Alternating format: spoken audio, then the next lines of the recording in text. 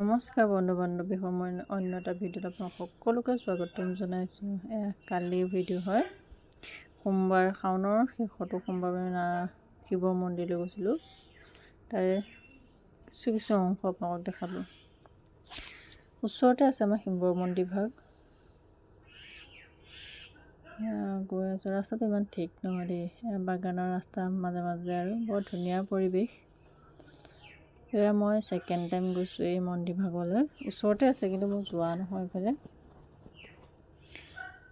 ভণ্টি মই আৰু মানুহজন গৈছিলোঁ, মন্দিৰ ভাগত পালোহি।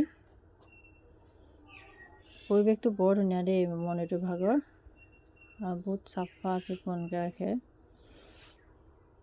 গেটেদি আমি সোমাই গৈ আছোঁ। আমি যাওঁতে পৰা মানুহ বহুত কম আছিলে দেই, বহুত মানুহ হয়নো, কিন্তু আমি যাওঁতে কম আছিলে। মন্দিৰৰ ভিতৰৰ ভাগ। এয়া মই